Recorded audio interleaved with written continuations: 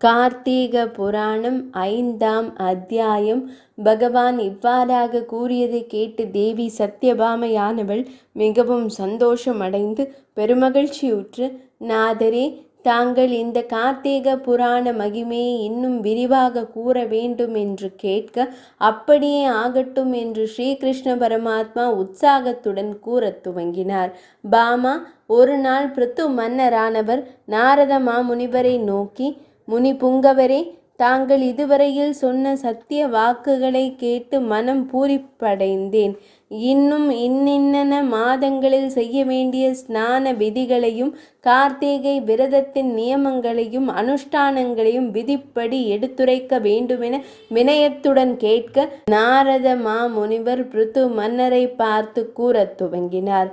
பகவானை தியானித்து கொண்டே, ராஜனே, நீயே விஷ்ணுவின் அம்சமாக விளங்குகிறாய். உனக்கு தெரியாதது ஒன்றுமில்லை. என்றாலும் தர்மசீலனாகிய உனக்கு நான் அறிந்த வரையில் கூறுகிறேன், கேட்பாய். அரசனே, கார்த்திகை விரதத்தை அனுஷ்டிப்பவன் ஐப்பசி கார்த்திகை ஆகிய 2 மாதங்களிலே வரும் சுக்லபக்ஷ பாசாங்குச பிரபோதினி என்னும் ஏகாதசி அன்று பசி, தாகம், நித்திரை முதலிய விஷயங்களில் மனதை செலுத்தாமல் பிராத்த காலத்தில், அதாவது விடியற்காலை பொழுதில் நித்திரையை விட்டொழித்து ஒரு செம்பில் ஜலத்தை எடுத்துக்கொண்டு தான் வசிக்கும் இல்லத்திற்கு தென்மேற்கான நைருதி திக்கில் சென்று மல விசர்ஜனம் செய்ய வேண்டும். அது சமயம் பூநூலை வலது காதில் சுற்றி கொண்டும் அங்க வஸ்திரத்தை தலையில் கட்டிக்கொண்டும் புற்கள் நிறைந்து வளர்ந்துள்ள இடத்தில் பெருமூச்சு விடாமல் வாயை மூடிக்கொண்டும் காலையில் வடக்கு திக்கை நோக்கியும் மாலையில் தெற்கு திக்கை நோக்கியும் உட்கார்ந்து மல ஜலம் கழிக்க வேண்டும். பின்னர் கால் கைகளை சுத்தம் செய்து கொண்டு தந்த சுத்தி செய்து கொள்ள வேண்டும். அதாவது முக சுத்தி, தந்த சுத்தி, ஜிஹ்வா சுத்தி என்று 3 சுத்திகள் உண்டு. அம்3 சுத்திகளையும் முறையே செய்து கொள்ள வேண்டும். ஏனெனில் அப்படி செய்வதால் பூர்ணமான ஆயுள், தேகபலம், கீர்த்தி, புத்திர சம்பத்து, பசு விருத்தி, தானிய விருத்தி, தனம், ஞானம், நிலையான கீர்த்தி முதலியவை உண்டாகும். அப்படி செய்ய தவறினால் விரத பங்கம் ஏற்பட்டு தர்மமும் வீணாகும். தவிர மந்திர ஜபமும் பலனை தராது போகும். ஆகையால் ஒவ்வொருவரும் தவறாமல் இம்3 சுத்திகள் செய்து கொள்ள வேண்டும். தந்த சுத்தி செய்து கொள்ள பாலுள்ள குச்சியாக 12 அங்குள்ள நீளமுடையதான குச்சியால் பல் துலக்க வேண்டும்.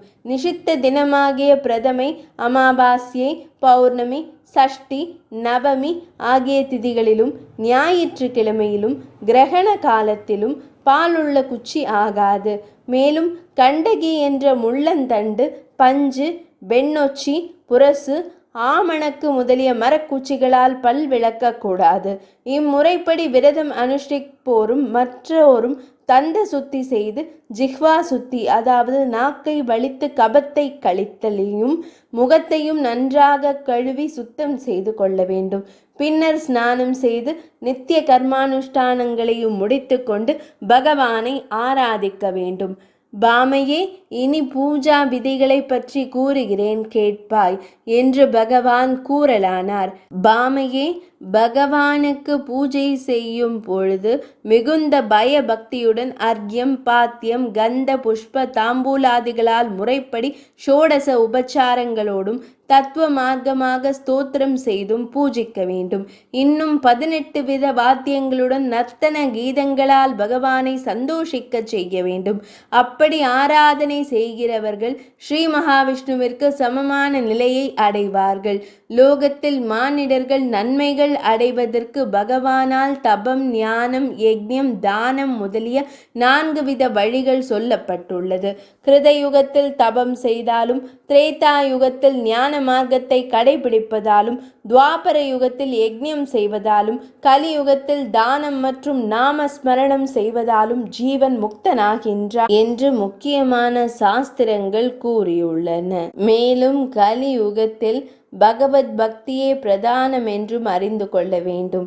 மேலும் ஒரு காலத்தில் ஸ்ரீ மகாவிஷ்ணுவானவர் நாரத முனிவரை பார்த்து, நாரத முனிவரே, நான் வைகுந்தத்தில் மாத்திரம் வசிப்பவன் அல்ல, கோடானு கோடி ஜீவராசிகளிடத்திலும் அந்தர்யாமியாக வாசம் செய்கிறேன்.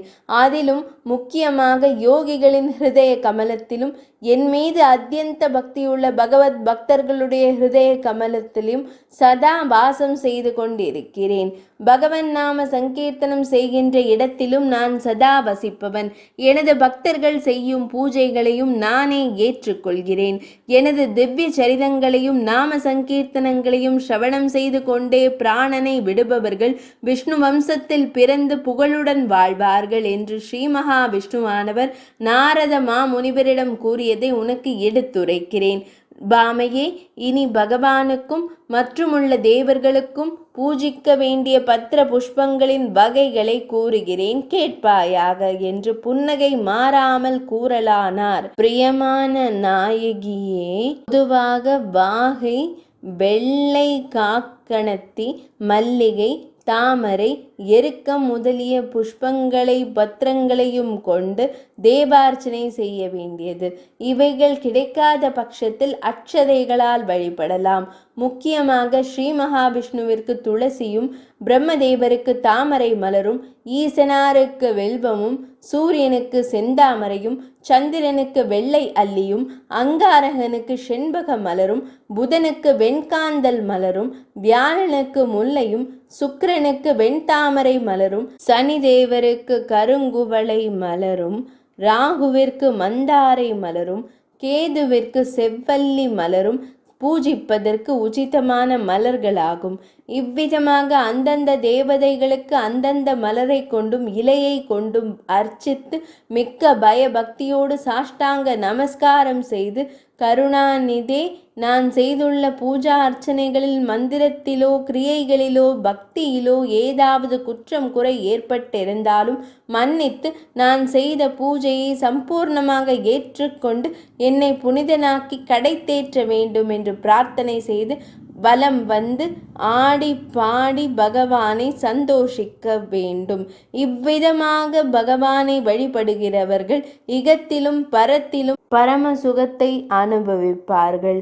சிவபூஜை செய்பவர்கள் அவற்றின் அனுபவிப்பாளர்கள். மேலும் கார்த்திகை மாதத்தில் ஹரி பூஜை, முன்னோர்களுடன் கூடி அநேக கல்ப காலம் ஸ்ரீ வைகுந்த வாசம் செய்வார்கள். ஏ பாமா, இனி பிருத்து மன்னனுக்கு நாரத மாமுனிவர் கூறிய தீர்த்த மகிமைகளையும் ஸ்நான விதியையும் சகல ஏகாதசி மகிமையையும் கூறுகிறேன், கேட்பா என்று ஸ்ரீ கிருஷ்ண பரமாத்மா தேவி பாமையுடன் கூறத் துவங்கினார். ஸ்காந்த புராணத்தின் கார்த்திகை மகாத்மியத்தின் 5ஆம் அத்தியாயம் நிறைவடைந்தது.